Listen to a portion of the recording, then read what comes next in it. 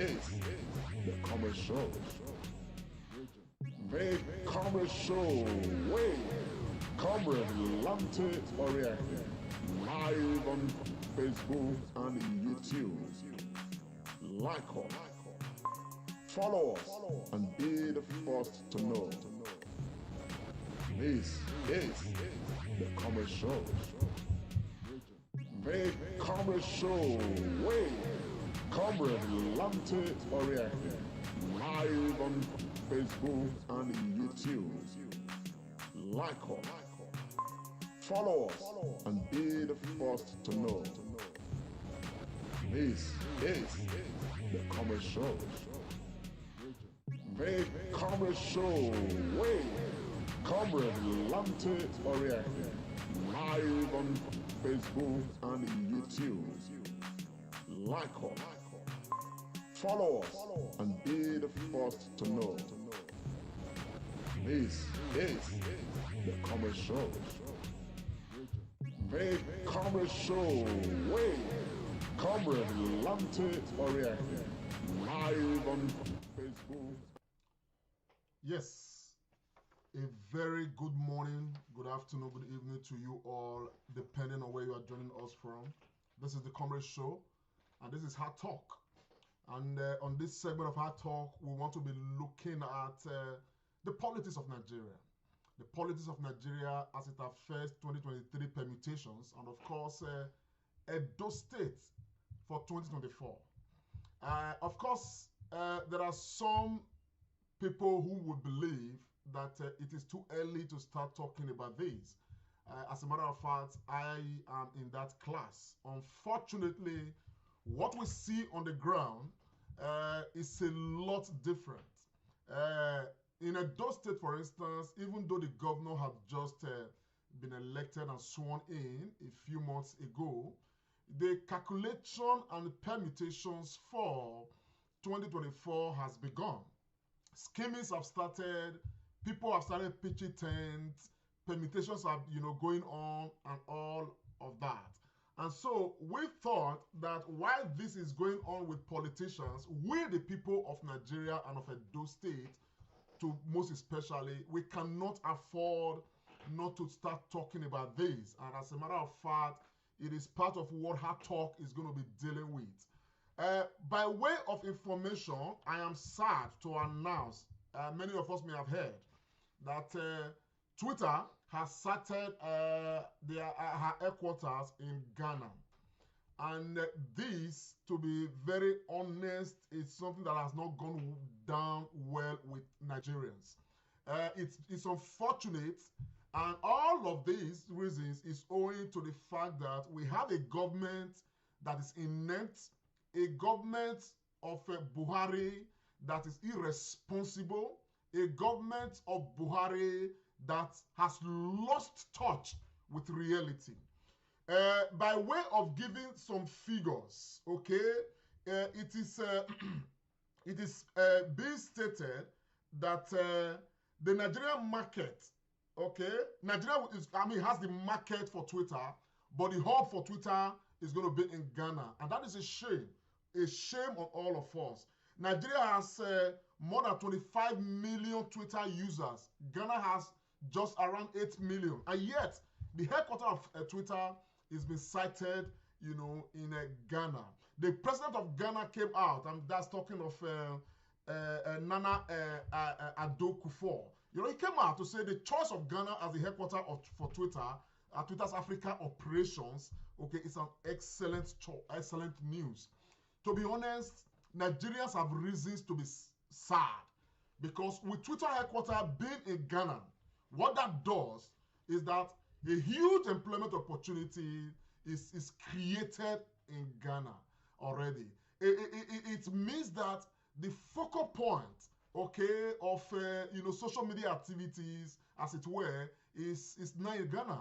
Okay, so with the headquarters of Twitter in Africa being in Ghana, then Nigeria has something to worry about. It's something to worry about because it is so sad. Now, for many of us who may not understand what is happening here, okay, a lot of reasons have been cited why Nigeria, which ought to be, okay, the headquarters of Twitter, okay, was not considered. Now, part of the reasons cited, are reasons of insecurity, religious strife, unfavorable regulatory and legal environment, unattainable microeconomic policies, and many more. And who is responsible to making Nigeria up to date in these areas? It is the federal government of Nigeria. Today I was trying to, take a look at certain aspects of economy that, I try to compare the Nigerian economy and that of Ghana economy. I remember when I was in Nigeria, okay, I did travel to Ghana a few times. Time I'm talking about right now, some years ago, a Nigerian naira was equal to about 20 cedis. 1 naira, okay, equal to 20 cedis. Okay?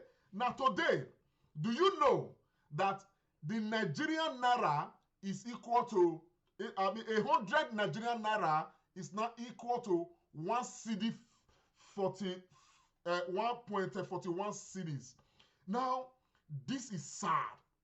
100 Ghana cedi, okay, is now equal to 7,000 naira. 100 Ghana cedi is now equals to 7,000 naira. This way back, what I'm talking about right now is like in 1994. The Nigerian naira was equal to 20 cedis, or thereabout. Now today, the 100 cedi is equal to Nigerian 7,000 naira, which is why so many Nigerians right now, they flock to Ghana, open businesses in Ghana, because when they come back to Nigeria and convert the Ghana currency, the Ghana cedi, they have a lot, compared to Nigerian, currency, Nigerian naira. Now, a few days ago, the governor of Edo State, while having an interactive section, with the transition committee and of course stakeholders, he made a claim, and that claim was that in the month of March, the Nigerian federal government printed additional 60 million naira, okay, to add, no, just 60 billion to add to allocations and all of that states come and collect. The governor of Edo State expressed worry, expressed concern, was very sad, okay, at this development. Sad because he had seen the Nigerian economy, going down. And the policies from the federal government is not helping issues, okay? The governor released that statement. As a matter of fact, when I listen to him, the question I ask myself is, was the federal government actually willing to release this information? Is this information not classified, as it were? But the governor of Edo State, one who's probably very concerned about Nigerian economy, released this information. Now, what we saw a few days back was that the Ministry of Finance, the federal government of Nigeria, CBN, they all came out to refute, that, of course, information, dealt out by the governor of Edo State. As a matter of fact, that information is creating a lot of, shaking here and there as far as the federal government of Nigeria is concerned. We are very concerned. Every Nigerian should be concerned because what is being traded today in Nigeria is the destiny of the Nigerian people, the collective destinies of our people. That's exactly what is being traded today. This is the more reason why many of us, we cannot but state that the right thing, the first thing that ought to be done in Nigeria today is for the president of Nigeria to resign, or for this lame duck National Assembly to wake up and start impeachment procedure against this president who is leading Nigeria into the grave. We are losing a lot of businesses already. A lot. We hear that so many other companies have left Nigeria. Michelin is in Ghana right now. Dunlop is in Ghana right now. And many other companies. Because Nigeria is no longer that environment, okay? And all of this is affecting the Nigerian economy. All of this is leading to high unemployment. The inflation rate in Nigeria has risen from 12% to 70% because of all this unscrupulous and unguided way that we are printing money. The Nigerian naira is becoming useless, utterly useless. 20,000 naira can no longer make, you know, a proper pot of soup. You understand what I'm saying now? As a matter of fact, the economy of Nigeria is in shock, to be very honest, because of the policies of this government. Now, going away from the policies of this government, which is very retrogressive to the entire Nigerian system, of course, politicians don't care. This is why some of us are advocating that Nigerians should come together and rescue Nigeria. This is a statement released by the Ministry of Finance. Oh, they say that what Obaseki said, I mean, this is what is credited to the Minister of Finance and National Planning, Zainab Ahmed. You know, she says that what Obaseki said was false. But the governor of Edo State, who knows he's correct about what he said, who didn't want to take, you know, any of this nonsense for granted, the governor came out, you know, with a quick release, you know, and this release has already flooded the internet in response to the, you know, to what came out from the Minister of Finance, the Federal Government of Nigeria, and of course the CBN, you know, that are in denial. You understand what I'm saying? And the governor released a statement. And we're going to try to read the statements so we understand what is happening here. Our advice, according to the governor of Edo State, is that we stop playing the ostrich. While we do not want to join issues with the Federal Ministry of Finance, we believe it is our duty to offer useful advice for the benefit of our country. The Minister of Finance, Budget and Planning and National Planning, Mrs. Zainab Ahmed, should rally Nigerians to stem the obvious fiscal slide facing our country. Rather than play the ostrich, we urge the government, the federal government of Nigeria, to take urgent steps to end the current monetary rascality. These are the words of the governor of Edo State. So as to prevent the prevailing economic challenge from degenerating further. We believe it is imperative to approach the Nigerian project with all sense of responsibility and commitment, and not to play to the gallery, because ultimately time shall be the judge. End of quote. By the governor of Edo State, Governor Godwin Obaseki. Edo people, Nigerians all over the world. The truth of the matter is that Nigeria is in trouble. The federal government is in denial. Our nation is sliding into an abyss of doom. And people are not coming up to say the truth. The governor expressed boldness, okay, and came out to say the truth. Why this truth right now ought to be a strong subject matter by the National Assembly of Nigeria. Why this truth right now ought to be a matter of concern by every Nigerian. Why this truth right now ought to be an issue that should be taken seriously to salvage what is left of this Nigeria we call our country. What politicians are doing is to start making permutations, calculating, you know, walking around, fighting, and doing all they could to take over, you know, presidency of the Nigeria state in 2023. Meanwhile, information came out and flooded the internet a couple of days ago, stating that the APC, okay, has actually zoned positions, zoned the presidency to the south.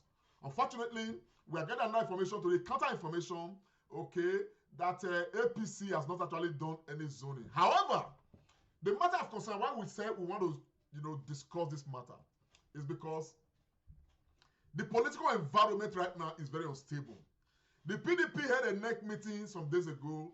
They did not talk about zoning. But however, the body language of many PDP politicians at the national level is that because of the interest of one person or a few persons, they are already responding to say they are not going to zone the presidency of Nigeria to the south. And the only reason many Nigerians can adduce to this is because the powers that be in PDP, they are working to ensure that Atiku become the president of Nigeria in 2024. Now, this is going to have a very huge impact, okay, on the entire political space, particularly in Edo State, where there's a lot of advocacy going on right now, that Oshomole haven't, governed Edo State for 2 years. Oshomole is from Edo Central. From Edo North. And now Governor Baseki is running to his own 8 years as, a man from, Edo South. It behoves, therefore, on, reason of, creating a balance that the next governor of Edo State should be an Ishan person. Okay? And everybody is calculating, a lot of people are calculating that an Ishan person should become the next governor of Edo State. And of course, this matter is a matter that we are trying to look at. We are starting today, and we know that it's a matter we are going to continue to look at. Okay? Now, the calculation is taking some very, unpredictable shape. Unpredictable shape because a lot of interests, are invested in this matter. Now, if you take it on the very base, the rule of balance, like I said earlier, ought to actually give the next governorship of Edo State to an Ishan person from Edo Central. Okay, a lot of people favor that. The Ishans themselves favor that. Some Benin people favor that, and all of that. But we have an issue, and I'm not scared to talk about this.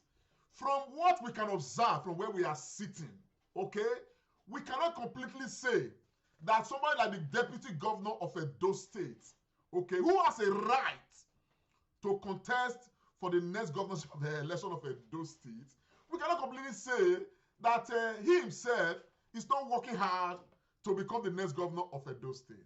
Okay, that is on one side of this debate, and we cannot equally completely say that. The Edo people will not connive around, certain individuals or an individual to say a Benin man should continue as the the governor of Edo State. Now, all of this is predicated on a lot of things. Now, some of us believe very strongly that if the PDP fail to get it right at the federal level by zoning the presidency to the south, it therefore means that PDP at the regional level, okay, will have no reasons to obey the rule of zoning as far as this whole space is concerned. And so everywhere is quite fragile. And again, the other area where we have looked at in Edo State, that I have looked at, is that in Ize Iyamu is now a very strong figure in APC. As a matter of fact, APC Edo State right now is under the leadership, we can say, under the leadership of Ize Iyamu. And Ize Iyamu, from what we are gathering, is already working to ensure that the structures of APC are under his grasp. And that is to say that he is ready to dethrone Oshomole as the leader of APC in Edo State. Now, what this does is that it means that certain, individuals, certain persons, as far as the APC is concerned, they are still rooting for Ize Iyamu to become the governor of Edo State come 2024, which means that Ize Iyamu, may be presented as a candidate of the APC, in 2024.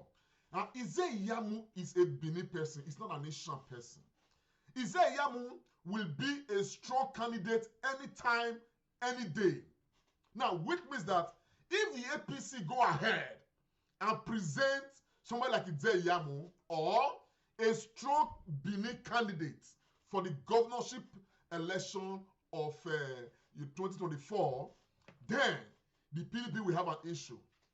They will have an issue because when you look at the numerical strength of the Benins in Edo State, as a matter of fact, the Ishans, the Afemais, and all others in Edo North, all put together, they don't still meet the number of the voters and electorate of the Edo State, those of the Benin descent. What am I trying to say? We have about 2 million, by the last registration, about 2 million eligible voters in Edo State. In that 2 million, about 1.2 million, okay, are from Benin. You understand what I'm saying? Why the rest are between the Ishans and the don't know, the Afemas and all of those. You understand what I'm saying? That at the end of the day, even if this thing gets to that point, from what we have seen and the history of governors in Edo State in the recent past, the Afemai people will always want to vote along with the Benins.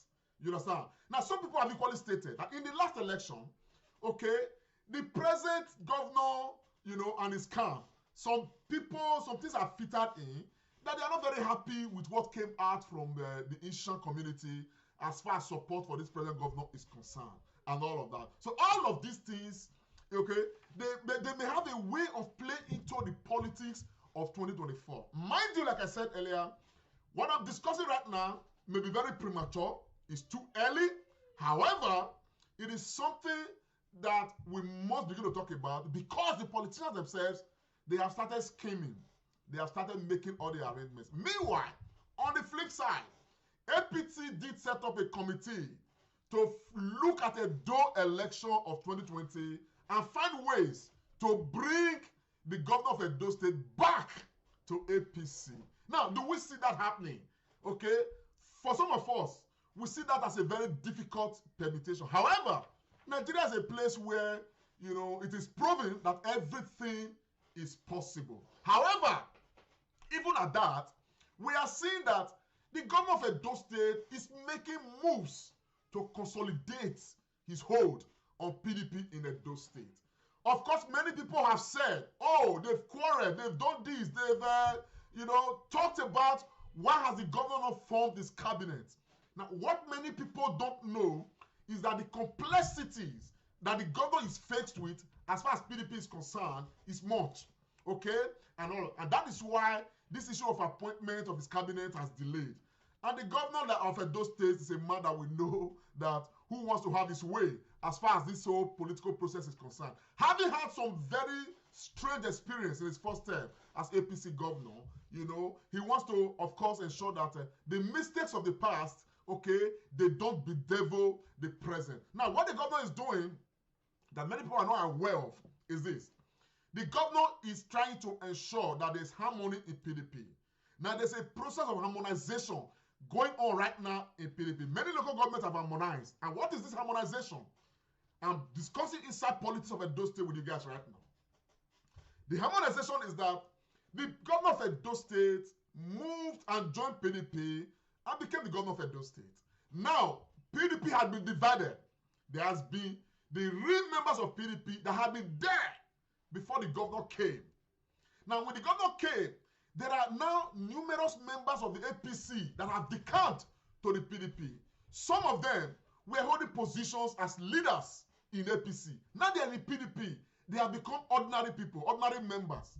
So the governor instructed that there should be harmonization so that there will be no need to say these are PDP and these are the new PDP from APC and all of that. So the harmonization will now take is a difficult one, but some of them are already getting it right. Okay?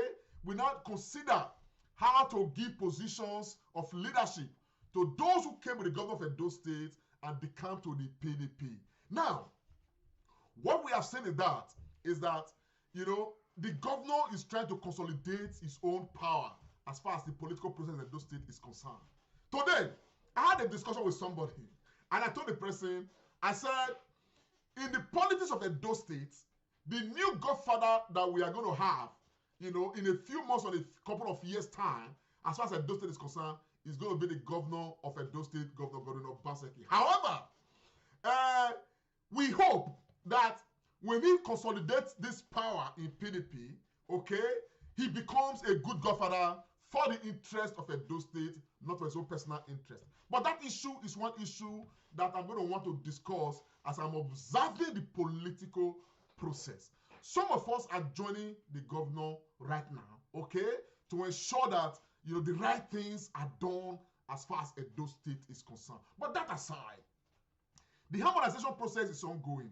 Now, some people have equally calculated that because of the ambition of certain individuals, okay, at the level of PDP right now, and because of the ambition of certain persons, okay, the harmonization needs to take place so that the governor can have a proper hold on the political process in Edo State. Is this right or is this wrong? I can tell you that as a politician, okay, it is the right thing for him to do. Because the Edo man says that when you are being beaten by a snake the first time, when you see a millipede, okay, you will take to your heels. You will be afraid and all of that. I can tell you for sure, from what we already know, that when the governor was the governor of Edo State under APC, okay, he was definitely beaten by snakes in APC. To the point that just days before election, certain cabinet members still resigned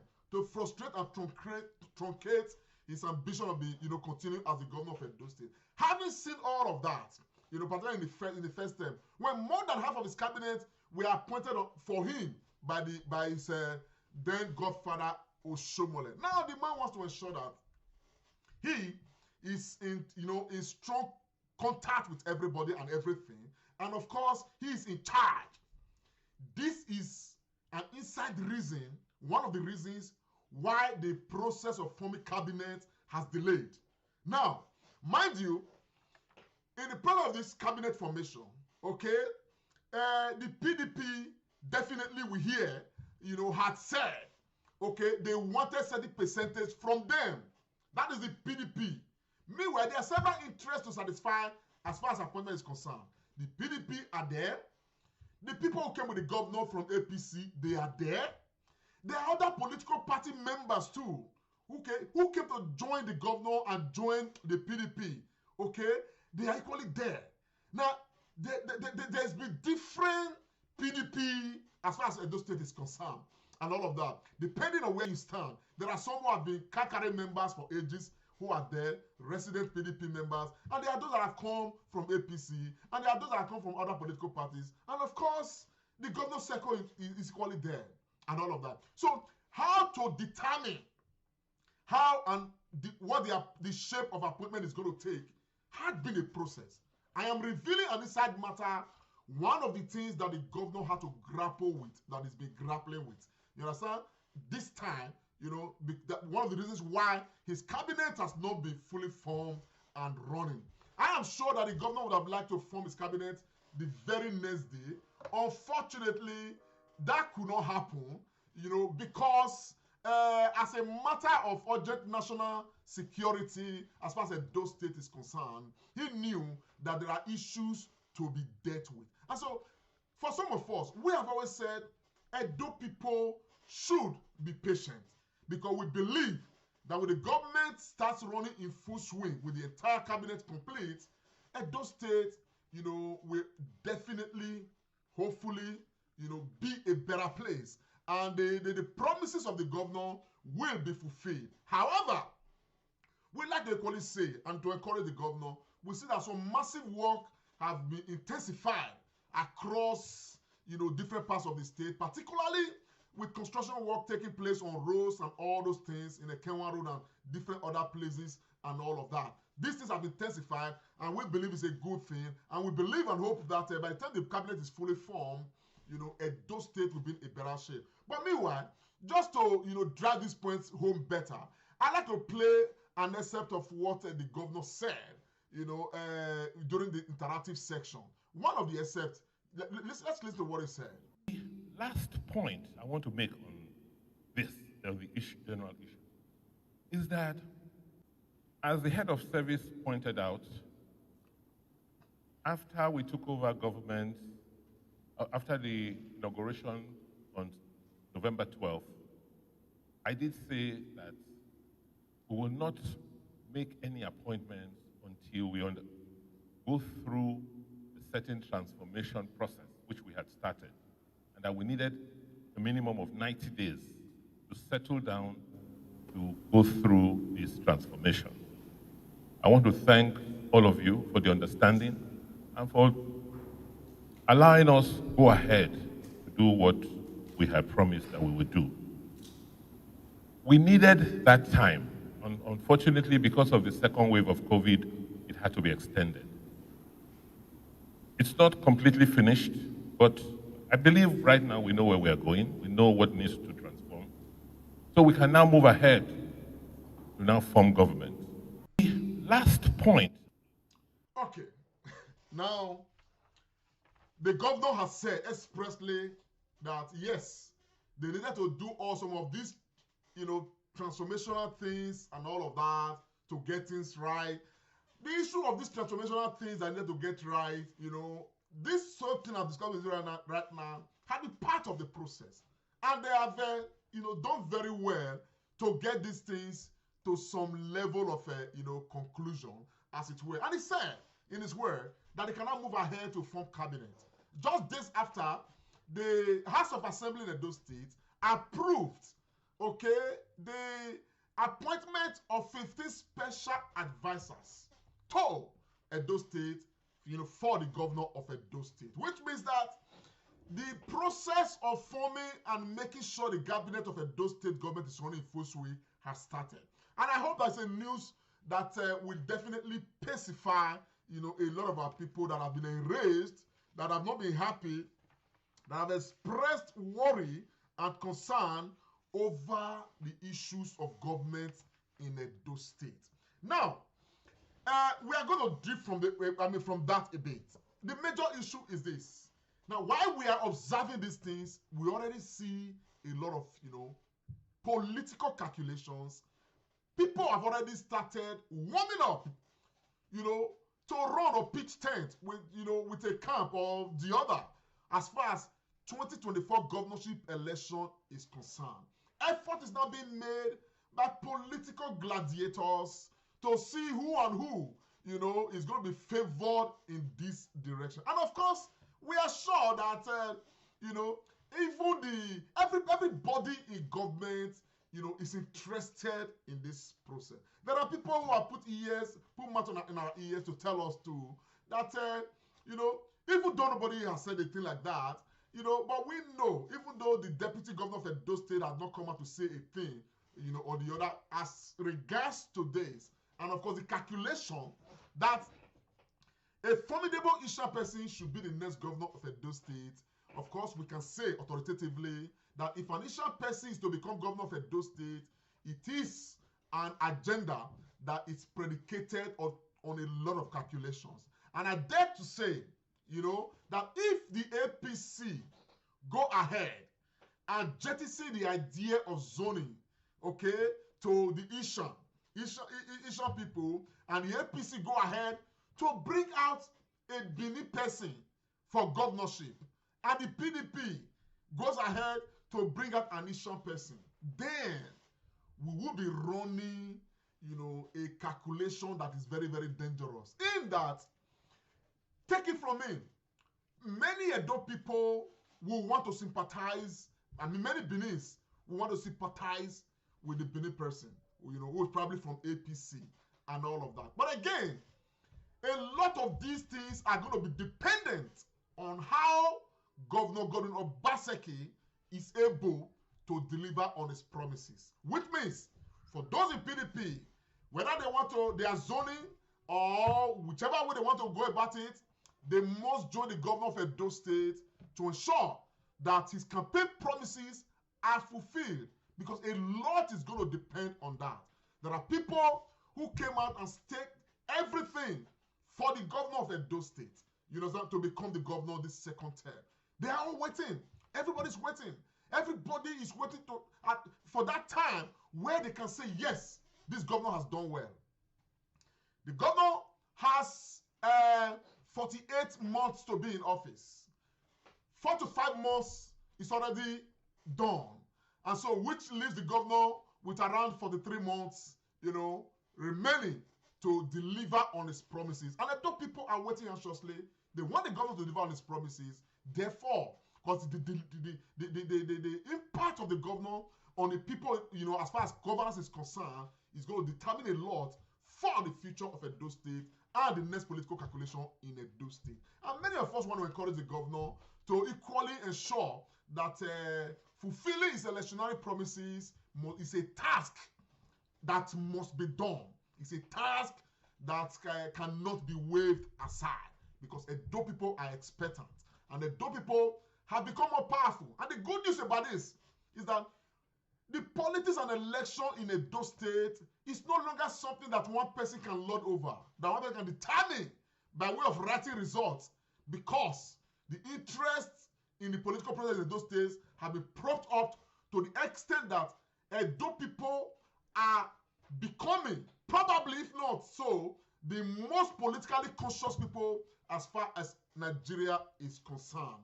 But that remains to be seen as you know, the days count to these processes. For those who are saying, oh, this is too early, yes, I believe it is too early. However, the real politicians, like I said earlier, it is not too early for them. They have started these calculations, and we hope that they allow the governor of Edo State to govern the state and not perturb him with who becomes the next governor of Edo State. As for Nigeria, we are concerned. The news that Twitter has moved her headquarters, okay, the African headquarters of Twitter to Ghana is a big blow. A big blow. Nigeria has 25 million users of Twitter, giving Twitter a very elaborate business in Africa. Nigeria ought to be the place, the headquarters of Twitter in Africa. But this headquarters has been sited in Ghana because of the failure of the present administration of President Muhammadu Buhari. We are very concerned. And the level of impunity in this government is one that we cannot do without talking about. And I want to play this excerpt for you, and you just listen and give credit to the Channels Television who actually covered this particular, you know, excerpt I'm playing right now. And just listen to what the Chief of Army Staff did when he was called for a hearing before the House Committee on the issues of security and all of that. Let's take a listen, please. After an invitation and a summon, the Chief of Army Staff, General Atahiru Ibrahim, appears before the House Ad Hoc Committee on Arms and Ammunition Control. The committee is reviewing the purchase, use and control of arms, ammunition and related hardware by military, paramilitary and other law enforcement agencies in Nigeria. Trying to ensure the Chief of Army Staff begins by explaining why he failed to honor previous invitations. I was either in the northeast or southeastern Nigeria, or better still in the south, trying to ensure stability within Nigeria. But the lawmakers want more than an explanation. One would have expected that today that you are able to make this, honor this invitation, there would have been something that sounds like an apology for not being able to make it all along. What we have gotten is an explanation.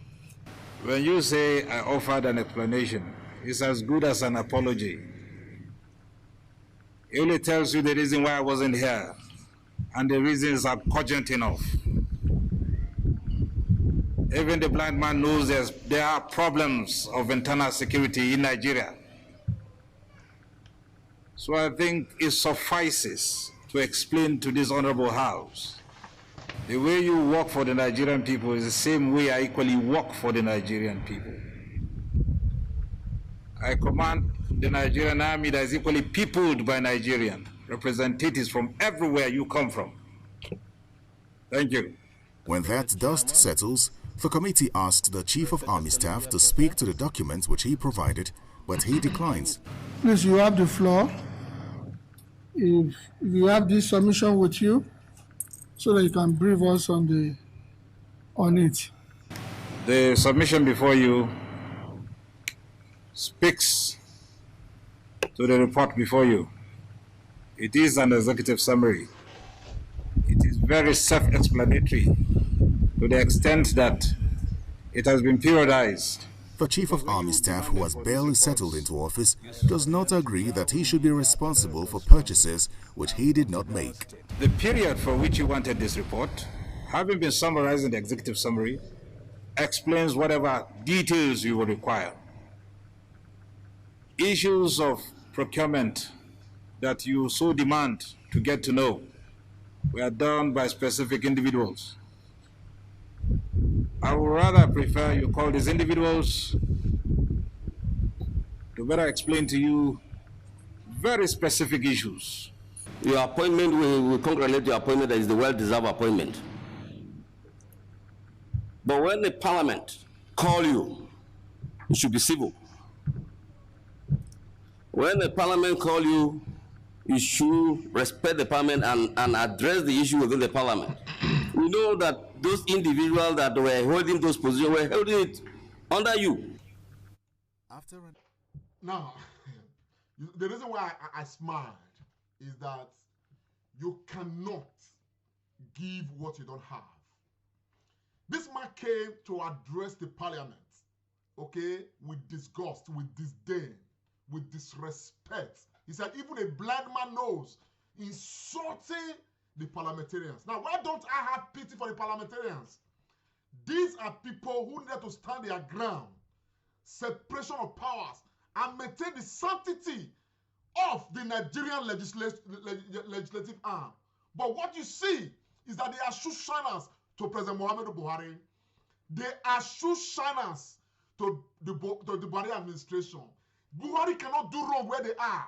Massive corruption taking place, insecurity, Nigerian territorial integrity being compromised, taken over by bandits and terrorists and all of that, and we have a government. This lame duck National Assembly, the legislative arm, could not do the needful. And the most needful today is that we have reasons beyond reasonable doubt for the President Muhammadu Buhari to be impeached. The only reason why they are not doing it is because they are happy to take home and even borrow money to pay themselves 30-something million naira on a monthly basis and legislate that the Nigerian people, should peg, in the face of present difficulties, economic difficulties and everything, they peg the minimum wage on 30,000 naira. Meanwhile, they take tens of millions home on a monthly basis. And so everybody is self-serving in the National Assembly. This is why the Chief of Army Staff can afford to come and appear before this committee, having failed to appear previously, and came now sluggishly to insult members of the committee. Because this same committee have not actually displayed that they have powers to be respected. The Senate President is a shoe shiner to Buhari, a Senate President who cannot defend the rights of Nigerians. But who is most culpable? Who? We, the people of Nigeria. We, the ordinary people, we are most culpable because we have refused to do the needful. We tried by NSAS. It failed. It was truncated. By ourselves, in the process of NSAS, Nigerians were busy killing goats, killing malu, celebrating, eating like we are in a carnival, cooking melu on the road, happy, in protests, where we are agitating. There was no leadership. There was nothing. The nation was held to ransom. The nation was held spellbound. But the vision of the people was lacking. More than 80% of those who came out to protest even didn't know why we are protesting. For their own, they could actually just run down some, cows, kill them, do huge carnival in the streets and all of that.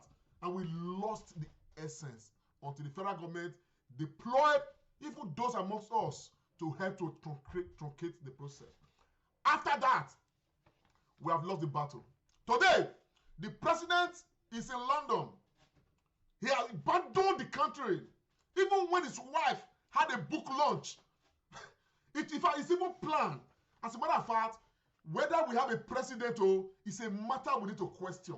Because people are already saying that the book launch of the wife of the president, that the president was deliberately absent because the cabal don't want him to speak to the public.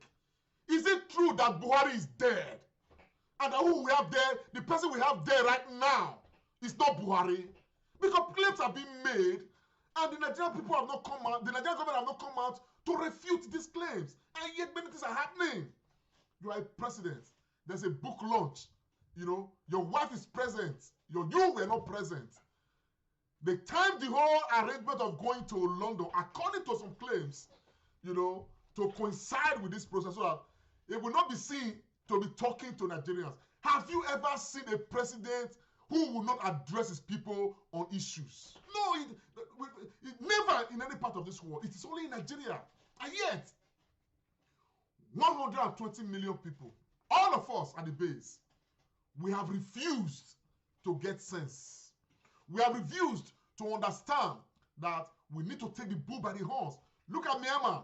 There was a coup d'etat in Myanmar. Okay, the president was overthrown and all of that. The people, a number of them have died in protests. Yet the protest is ongoing. Yet the protest is ongoing. But in Nigeria, and all one die, and all one die. Mama day for house, Peking day for house. We are suffering, we are smiling. As a matter of fact, the smiling has left the suffering. What we have right now is real serious suffering. More than 80 million people in abject poverty. And yet, we have refused to take the bull by the horns. Nigerians must arise to defend this country. For those clamoring for, oh, secession, this, we are increasingly seeing that the idea of make we divide them, okay, is no longer a workable idea. Because the people who are trying to benefit from the Nigerian state, holding it together, okay, we have refused to challenge them. We have refused to challenge them to a standstill to ensure that we give this country a national discourse that will set the pace for everything to follow. I am saying from the stable of the Comrade Show that unless and until we do what we have to do, and that which we have to do is to drive this nation to accountability, to drive the leaders of this country to accountability, to drive and chase that in this country, the only alternative now going forward is the idea of restructuring the country. It's the idea of having a national discourse to ensure that we reset the compass of the Nigerian state. Because what we see right now is a nation that is a balloon. Now, when something goes on, who can, nothing is inside at all. We have come to this level, a debased level, a frightening one. We are all directly affected, but we are not all directly involved in the process of this failure. And yet, Nigerians have refused to rise. Nigerians must rise. While they are making their permutations, clearing way for the likes of Tinubu to contest, clearing way for the likes of El-Rufai, and all of those who are ambitious, including the Kano State governor, what do we call that one? Granduje, and all these elements. We need to tell Nigerians that these people that have helped to kill this Nigeria before, they are not the only ones in this Nigeria. There are people who are better positioned, who are intellectually capable to lead Nigeria. Why do they not figure? Why are they not seen? Nigerian people, we cannot afford to continue on this same trajectory. We cannot afford to continue on this same lane. The governor of Edo State came out boldly, revealed some secret. I am not sure he planned to do that, but his pain is a concern for him. While we are doing all of this, I am sure that all their calculation right now is to bring back the governor to APC and all of that. I am not interested in political party, but I think that Nigerian people need to wake up. And unfortunately, many Nigerian people are in churches, and the church is not talking about this. The church is contributing. The mosque, Islam, they are all contributing to endanger us the more. The average Nigerian man from the South is in the church. And yet, the messages they get are very personalized. Messages of, oh, God will protect you. God will do this. God will do that. The man finishes his preaching. He enters his car with mobile policemen guarding him. But you, who is a member of the church, you are guided by God. He is guided and protected by mobile policemen. I think we need to reorganize our brains to understand that the teaching of the gospel that we are hearing is far from what the God, Jesus Christ, prescribed for us. And that's the truth of the matter.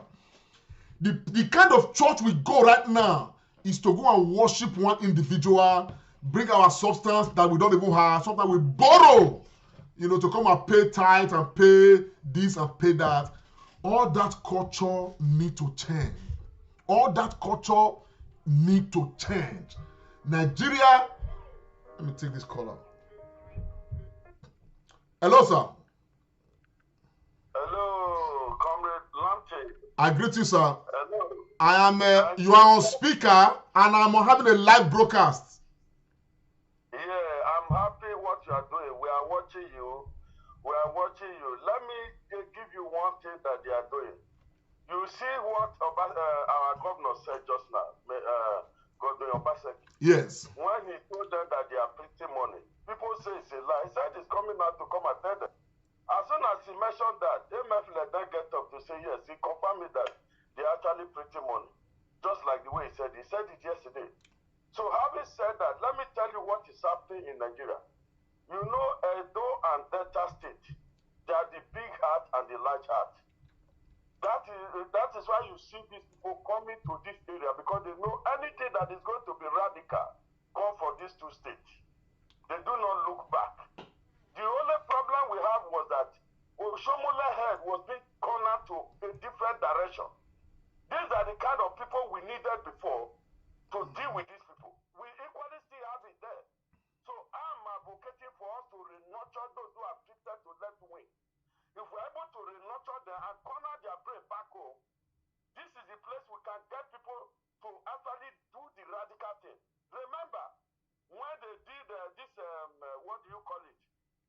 The Biafran war those days. Yes. The people who settled that place was the Mogomudia. So we need similar people to come out. They are in Edo and Delta. And this is why these guys are trying to come and midwife us.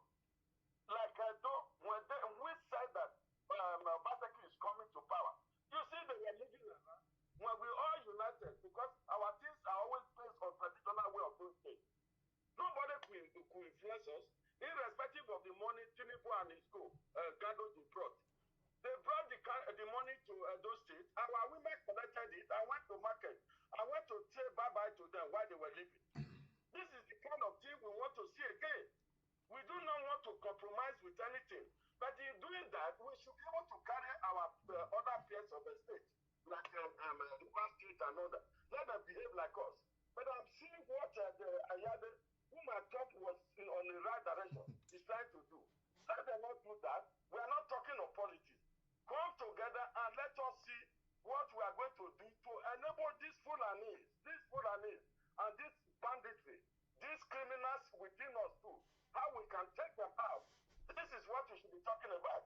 Not how you are going to steal money to go and influence things that are not right. If we shy away from this, it's going to meet each and every one of us. My father said, he who saw that they don't call him when they do something, may God forbid, it's only that person own they will do first. Absolutely. If they say they are not going to be a part of it, they will come to their door and knock it. So I'm not using this medium to call everybody. Come back and let us unite. Let us do the needful. If they say they do not want to do it, we have a way of doing it. These guys will can't just come and begin to dictate to us. Go and check the refinery. Absolutely. For A to Z, the oil we have, only one family is running it. Absolutely. 40 oil blocks, only one family owns it. Then we are there watching them. We are not saying who owns it, but if we are able to use it to satisfy ordinary citizens, that's what we would have prepared. Where the question still remains, like as you said, where is Buhari? Who is Buhari? Where is the wife? So many questions yet to answer.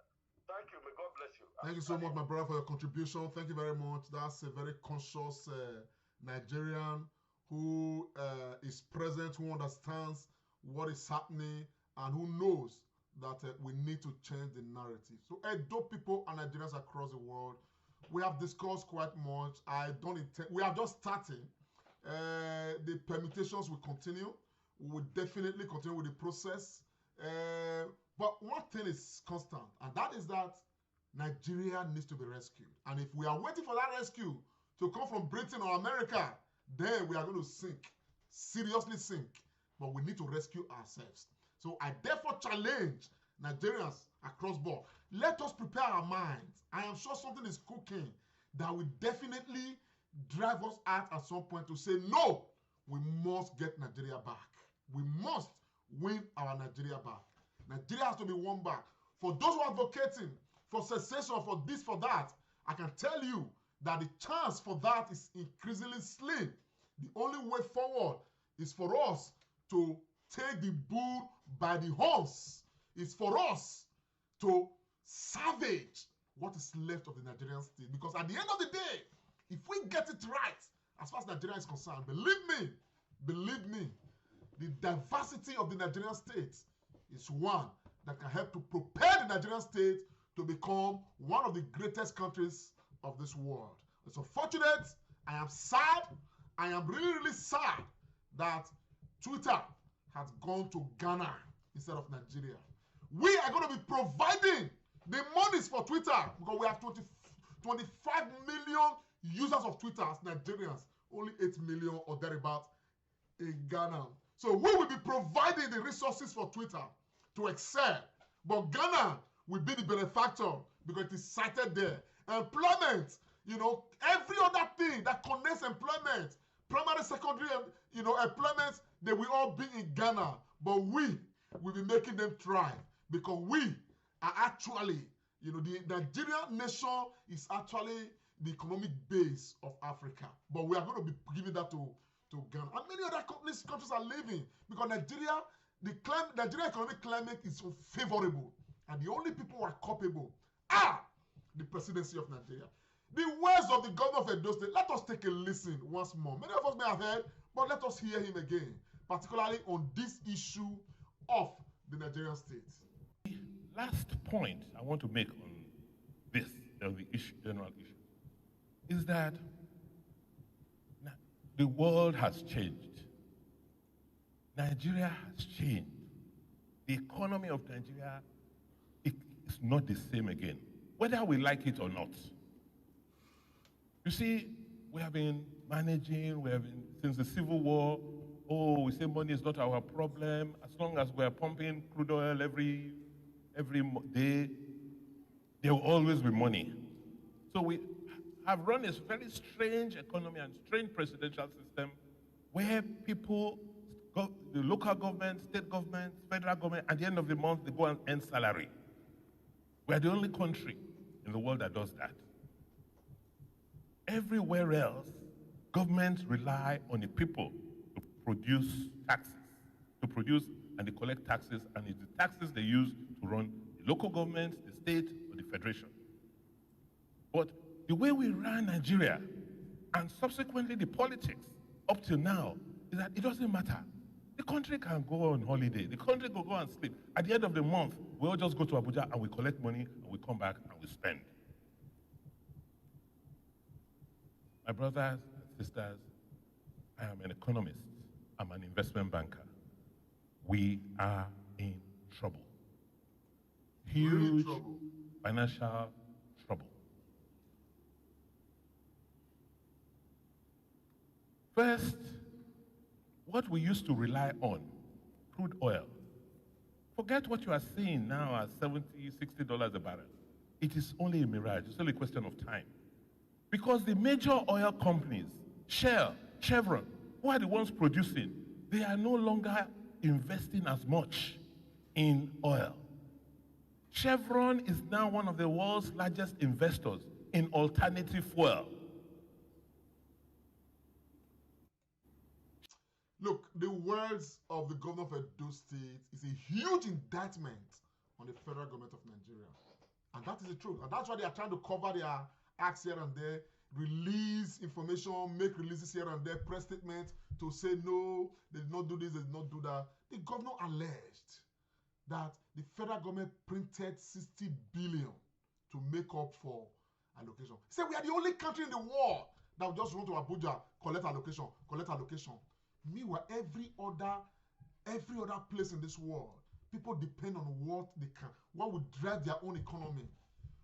What will drive their economy? America has our own economy as America, but every state in America, they have got their own economy. New York has got its economy. The state of California, which was one time the third richest economy, you know, in the world, has its own economy. Why can't we, you know, we say we are practicing the American kind of democracy. Why do we just pick certain part of it and the other part of it, you know, we didn't pick it? And we are running a presidential system of government, a federal system of government, like a unitary system of government. My people, we need to restructure. And unless and until all of us, we fight, some of us may die in the process to rescue this country. It therefore means that we are driving ourselves into an abyss. And that abyss is definitely going to be dangerous. On that note, my people, I want to say a very, very, you know, big thank you to those who have joined us. Hard Talk is set to start looking at political permutations and all these other things. Well, every now and again, we're going to be bringing people to come and talk to us about the state of Nigeria politically and all of that. Please endeavor to follow the Comrade Show. Click on the button, notification, so you get the information. And let's try to build this consensus, because we need to hear, we need to listen to ourselves to understand that we need to be prepared mentally and psychologically, okay, waiting for when the whistle is going to blow. And when that whistle blow, wherever we are from this in this world, we should all be part of the process, because the will and the reason to change Nigeria for the better is one that we all must embrace. On that note, my people, I want to say thanks for joining us. It's been a Comrade Show, Hard Talk with Nigerian politics today and Edo politics of 2024. Join us again when we meet again. And I want to say a very good evening and good night from my end. Bye for now. And YouTube, like us, follow us, and be the first to know. This is the Comrade Show. Make Comrade Show way. Comrade Lante Oriake, live on Facebook and YouTube. Like us, follow us, and be the first to know.